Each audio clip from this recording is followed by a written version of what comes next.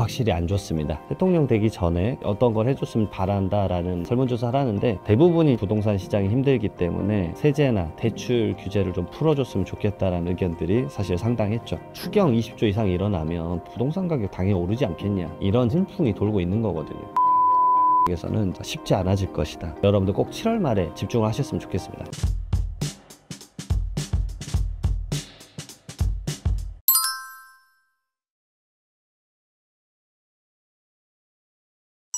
새로운 정부가 들어섰습니다. 현재 부동산 업계 상황은 어떤가요?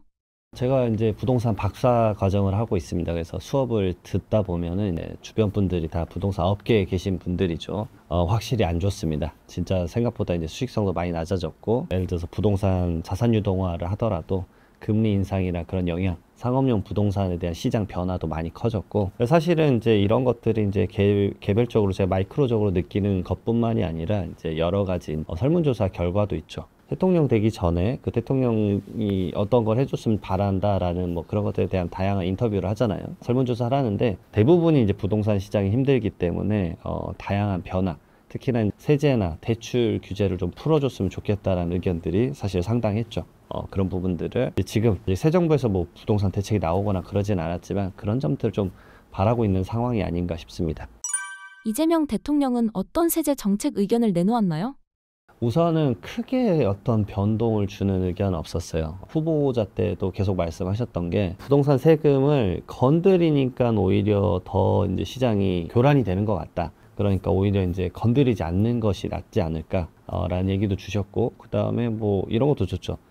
기존에는 다주택자들 말 그대로 이제 투기의 형태로만 봤는데 결국은 이제 투자할 자산이 없으니 계속 주택만 사고 있는 상황이 한편으로는 이해가 간다, 그런 얘기를 했었습니다. 그래서 결국은 이제 어떤 제도적 변화를 바로 가져가는 게 아니었어요. 그래서 지금 변화는 아직 하나도 없죠. 그렇지만 부동산 시장이 변화하게 되면 결국 그것에 맞춰서 대책을 좀 내놓을 수밖에 없는 거거든요. 제가 생각하고 있는 게 몇 가지 있고, 그리고 이재명 대통령께서는 이제 그 관심인 거죠. 이 모든 사람들이 부동산이란 이제 자산군으로 이렇게 자금이 이동되지 않을 수밖에 없는 상황이잖아요. 그래서 그거를 약간 탈피하고자 이 말 그대로 한국의 주식 시장을 좀 좋게 만들겠다라고 많이 그쪽에 포커싱을 하고 있는 게 느껴지고, 저는 이게 지금까지는 좀 긍정적으로 작용을 하고 있지 않나라는 생각이 드는데, 코스피가 거의 3,000선까지 지금 올라온 것 같아요. 그래서 이런 것들이 이제 어떻게 반영될지는 모르겠지만 시장 분위기는 그쪽으로 많이 좋아지지 않았나라는 생각이 듭니다.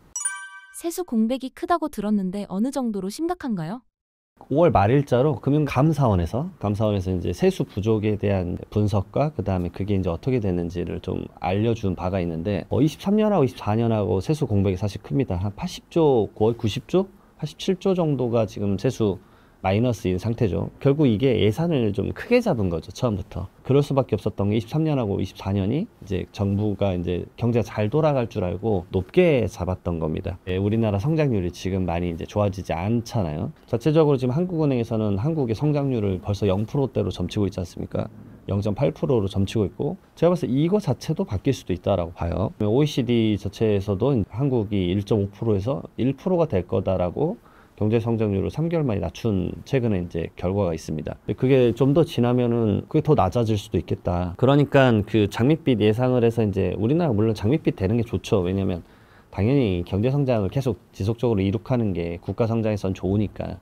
근데 이제 그게 좀 과도하게 잡혔고 그걸 이제 많이 못 가져갔기 때문에 세수가 부족했다라고 좀 판단하는 것 같습니다. 근데 지금 5월 말일자로 이제 국세 수입 현황 보게 되면 작년보다 16조 정도 더 거친 상태예요. 그러니까 약간은 또 회복하지 않았나 그런 생각도 좀 들고, 좀 더 지켜봐야 되겠지만 한 7월 말까지는 지켜봐야 될 것 같은 게, 5월 달에 또 우리나라 큰 세수 중에 하나인 종합소득세에 대한 통계가 이제 반영이 될 거기 때문에 그거 반영되면 결과가 좀 괜찮을 수도 있겠다, 그런 생각도 듭니다. 물론 이제 이 세수 부족을 어떻게 느낄 거냐는 이재명 정부의 에서의 차이에 따라 달라졌을 거라고 봐요. 물론 이제 지금 세수가 이제 부족한 관점인지 아닌지에 따라서 추경도 계속 어떻게 이어질 것인가 연관성도 있지 않을까 생각도 좀 해봅니다. 세수 공백이 큰 상황에서 부동산 세금 정책이 바뀔 수 있을까요? 이 부분이 연관이 아예 없다라고 말 못할 것 같아요. 물론 이제 부동산 세금 이슈가 그러게 이제 세수 공백을 메울 정도냐라고 했었을 때는 또 그게 아니기는 해요. 엄청나게 큰 도움은 아니지만 사실 메인 세금은 법인세, 종합소득세, 그다음 부가가치세이기 때문에 지금 부동산 관련된 세금이 이제 세수 공백을 엄청 메꾼다 이건 아니지만 거기서 일부가 필요할 수도 있겠다는 생각은 드는데 현재 부동산 시장 상황인 것 같아요. 뭐 예를 들어서 이제 지금 강남 상구랑 용산은 토지거래 허가구역이 묶여서 부동산 거래가 95% 이상 줄어들었습니다. 이미 거래를 할 수가 없죠. 왜냐? 토지거래 허가구역은 내가 그 주택을 사게 되면 2년 동안 실거주한다라는 걸 장담을 하면서 허가를 받고 주택을 구입할 수 있기 때문에 우리가 흔히 알고 있는 갭 투자는 불가능하죠. 전세를 끼고 지불한다. 불가능합니다. 그러니까 지금 엄청나게 이제 부동산이 올라가고 있다라고 느껴지는 상황에서 특히나 이제 많은 분들이 느껴하는 게 추경 20조 이상 일어나면 부동산 가격 당연히 오르지 않겠냐.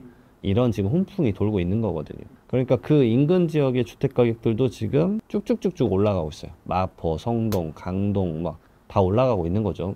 그러니까 사람들이 이제 조급함이 더 커졌고 오히려 이제 매도 물건은 막 싹 들어가고 매수하려고 사는 사람들은 많아지고 이런 상황이 돼버리니까 정부 차원에서 또 고민이 되는 거죠. 아, 이런 지역도 다 묶어야 되나? 근데 그 묶어야 된다는 얘기를 실질적으로 지금 하고 있습니다. 최근에 있었던 뭐 17차 부동산 태스크포스도 있고 그다음에 16차 때 TF 때도 그 얘기를 했었는데 우리가 이제 계속 좀 주시하고 있겠다. 뭐 부당하게 잘못 편법으로 뭐 주택을 취득한 것들 다 잡아내겠다라는 게 첫 번째였고 그러니까 이거 자금 출처 관련된 세무조사 의뢰가 저한테 정말 많이 와요. 그러면서 이제 시장을 더 많이 이제 마이크로적으로 느끼는 것 같고 그다음에 두 번째는 뭐냐면 지역을 넓히겠다.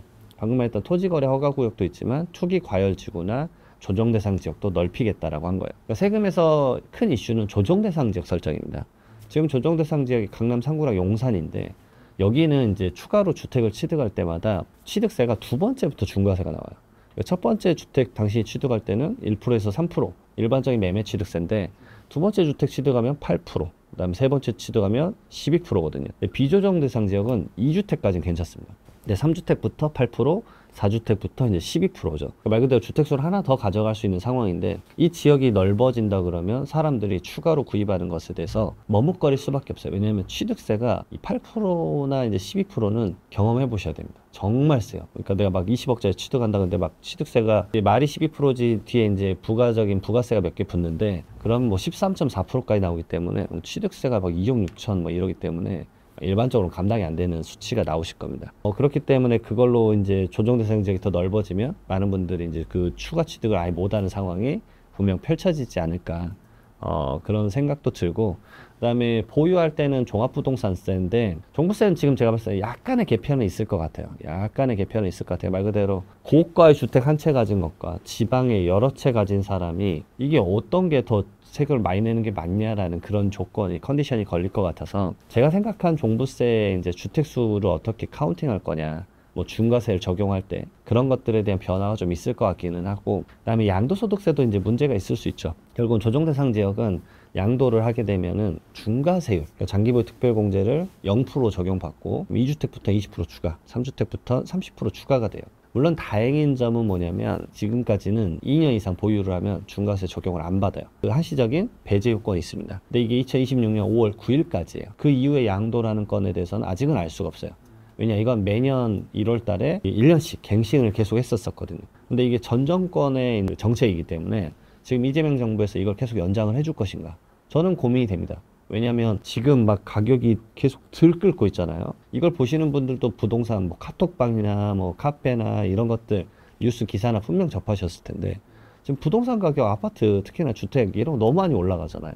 이걸 다 느끼고 있기 때문에 그것을 말 그대로 그냥 더 이상 연장하지 않겠다로 바뀌면 조정대상 지역에서는 이제 쉽지 않아질 것이다. 그래서 그걸 염려한 사실 선행적으로 접근하시는 분들이 증여 문의가 엄청 많습니다. 어차피 이게 주택 가격이 올라갈 것 같으면 내가 사는 게 아니라 독립된 자녀에게 사줘서 주택수는 별개로 치면서 너는 자산의 이득을 가져가길 바란다 라는 관점에 증여 이슈가 꽤 많아요. 그리고 번외로 지금 이게 서울 인근 지역만 주택 가격이 엄청 올라가는데 사실 나머지 지역들은 뭐 지방이라고 흔히 일컫는 지역들은 오히려 지금 너무 힘든 상황이죠. 아예 양극화가 됐기 때문에. 그래서 아까 그 비조정 대상 지역은 3주택부터 8%, 뭐 4주택부터 12%라고 말씀드렸지만 일부 지역은 그것도 이제 제외시켜주지 않을까라는 생각이 들어요. 워낙 거래 자체가 많이 없으니까 활성화 목적. 왜냐하면 그 지방에 있는 건설사를 돕기 위한, 왜냐면 중공업 미분양도 지금 악성 미분양 엄청 많거든요. 그러니까 뭐 간단하게 생각하면 뭐 이런 정책일 것 같아요. 우리가 이제 수도권을 서울, 경기, 인천이라고 하는데 서울, 경기, 인천 수도권을 제외한 지역은 주택수에 상관없이 중과세를 없앤다. 뭐 이런 식의 컨디션의 조건이 들어갈 수도 있겠다는 생각을 해봅니다. 상속세 개편의 실현 가능성과 개편 방향성은 어떻게 될까요? 개인적으로 안타깝지만 이건 안 될 것 같습니다. 예, 결국은 이제 3월 달에 기획재정부에서 유산세를 유산취득세로 바꾸겠다라고 했는데, 그래서 3월 달에 올리고 4월 달에 공청회 하고 5월 달에 국회에 올리기로 했어요. 그래서 5월 달에 국무회의까지 통과가 됐습니다. 그리고 6월 달에 지금 국회에 이제 소관이, 이게 소관하는 데가 기획재정부니까 기획재정부위원회까지 올라갔는데, 그 다음에 지금 계류 중인 상태예요. 말 그대로 이게 이제 그러면은 소관위를 통과하고 국회를 통과를 해야 되는데 쉽지 않을 것 같습니다. 왜냐면은 그 기존에 이제 민주당 스탠스는 이게 이제 안 하겠다라는 게 아니라 좀 이르지 않냐. 그리고 이제 대대적인 변화니까 또 신중할 필요가 있다. 그래서 말 그대로 이제 안 하겠다라는 거 아니에요. 그래서 지금 일괄공제 5억 원을 뭐 8억 원까지, 배우자 상속공제가 최소 5억 원인데 이걸 10억 원까지는 좀 해주겠다. 뭐 라는 안이 기존에 있었기 때문에 그런 안으로 형태 변경이 되지 않을까. 그래서 지금 부동산 정책 관련된 세금이나 상속세 관련된 정책 관련된 뭐 세금이나 이런 것들은 여러분들이 유념할 시점은 제가 봤을 때는 7월 말이다. 꼭 말씀드려요. 그래서 여러분들 꼭 7월 말에 집중을 하셨으면 좋겠습니다. 왜냐하면 다양한 지표나 결과들이 7월 말에 나오고요. 그다음에 두 번째로 지금 이제 국가 차원에서 5개년 동안 어떻게 우리 이끌어갈 건지에 대해서 가이드라인 짠 거를 7월 말에 알려주기로 했어요. 그다음에 마지막 세 번째, 매년 세제 개편안은 7월 말에 나옵니다. 그래서 저에게 가장 촬영 문의가 많은 게 7월 말이에요. 왜냐면 7월 말 세제 개편안 나오면 그 다음 년도 26년에 쓸 세제가 이렇게 나왔다는 얘기인데, 이게 어떻게 현상을 분석하면 좋을지에 대해서 많이 문의가 있기 때문에, 그래서 이 세 가지 관점에서 여러분들 7월 말을 좀 예의주시했으면 좋겠다. 저는 개인적으로 부동산 관련된 대책도 시급한 거는 미리 나올 수 있겠지만 큰 틀에서 나오는 거는 7월 말 8월 초가 아닐까라는 생각을 좀 해봅니다.